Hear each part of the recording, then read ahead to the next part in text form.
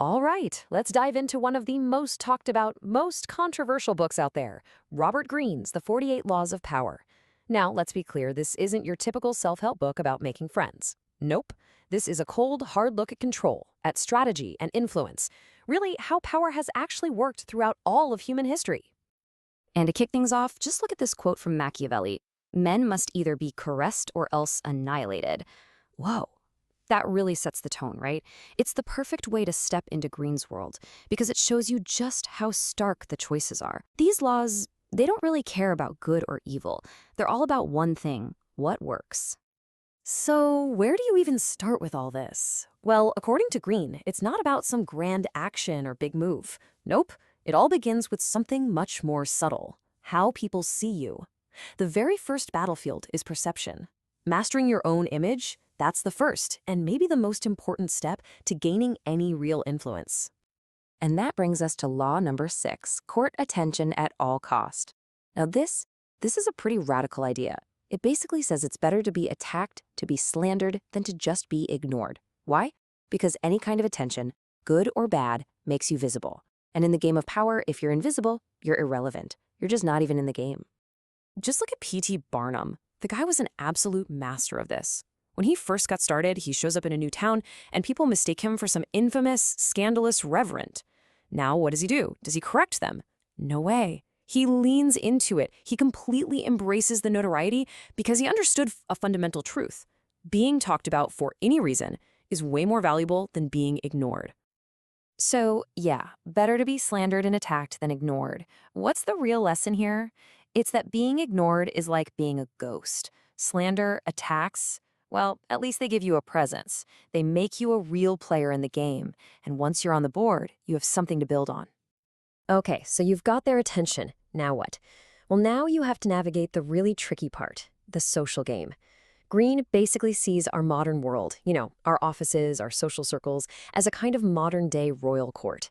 And it's filled with fragile egos, especially when you're dealing with people who have power over you. This brings us to what might be the single most important law in the entire book. Law number 1, never outshine the master. I mean, this is a warning against a super common and often fatal mistake: making your boss, your superior, feel insecure.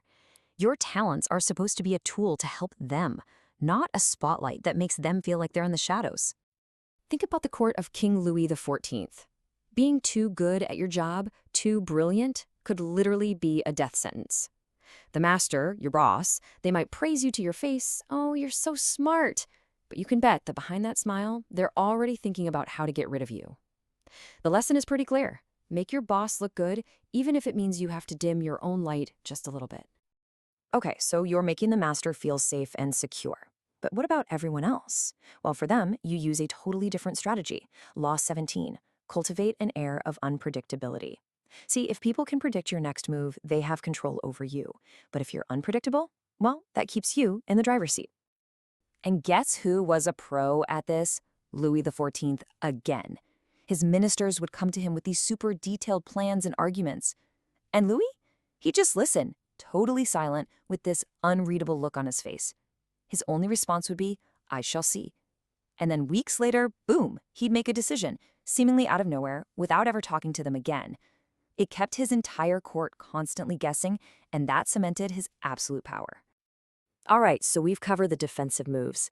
Now, let's shift gears and go on the offense. This next section is all about seizing control of the game yourself, using misdirection, cunning, and basically becoming a master of manipulating appearances. Let's start with Law 3, conceal your intentions. The idea here is actually pretty simple. Never, ever let people know what you're really up to. You use decoys, you use red herrings, you create these elaborate smokescreens, all to lead your rivals down the wrong path. And while they're chasing ghosts, your real goal is left wide open. The infamous robber baron, Jay Gould, he pulled this off perfectly. He made the directors of Western Union think all he wanted was a quick buyout. He established this pattern of behavior that made them feel safe, so they relax, they pay him off, thinking the problem is solved, and they never saw the real trap spring. A complete hostile takeover of their entire company. Next up, Law 37, create compelling spectacles. This one taps into a really basic human truth. We are visual creatures. We respond to symbols, grand gestures, powerful images. They speak directly to our emotions, and they can completely bypass our rational minds. So the strategy is basically this. You create a show, something so dazzling, so distracting, that while everyone is mesmerized by the flashing lights and the big performance, they're completely clueless about what you're actually doing behind the curtain. It is the ultimate form of misdirection. And now, we get to the end game. This is where the book gets really ruthless, laying out these direct, no-nonsense strategies for dealing with your opposition permanently. Check out Law 42. Strike the shepherd and the sheep will scatter. The idea here is that trouble in any group, it almost always comes from one single influential person. So don't waste your energy fighting the followers. You focus all your power on taking out the leader. And Greene's advice is just brutally direct here. He says trouble can often be traced to a single strong individual. Do not wait for the troubles they cause to multiply. Do not try to negotiate with them. They are irredeemable. It's about surgical precision. You don't declare war, you just isolate and remove the source of the problem. And the rest of the group? They'll just fall apart. Okay, now for one of the book's most infamous laws. Law 15, crush your enemy totally. This is a stark warning against doing things halfway.